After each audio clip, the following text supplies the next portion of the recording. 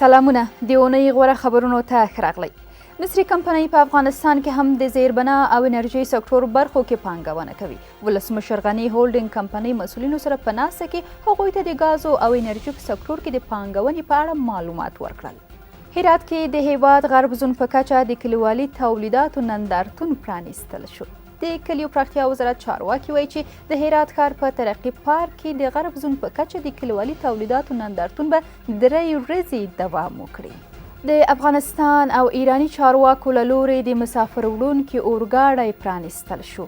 د دې خط اوږدوالی 191 کیلومتره دی چې 70 کیلومتره یې د ایران او 114 کیلومتره د افغانستان په خاوره کې موقعیت لري.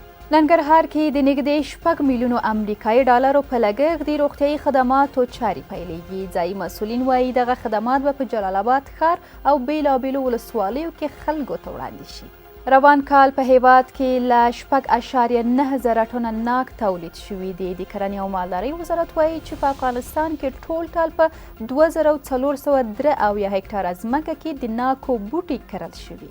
د عامه روغتیا وزارت وایي د اندرا ګاندي صحت طفل روغتون د ماشومانو د زړه ناروغي جراحي څانګې ډاکټرانو د یو 2.5 کلن ماشوم د زړه عملیات په بریالیتوب سره ترسره کړ.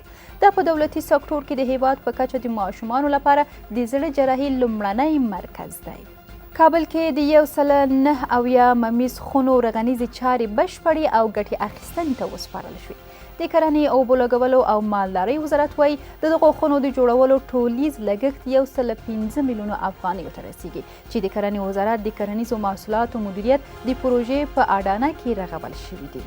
د دې اونۍ غوره خبرونه همدلته پای ته رسیږي. تر بیا هیڅ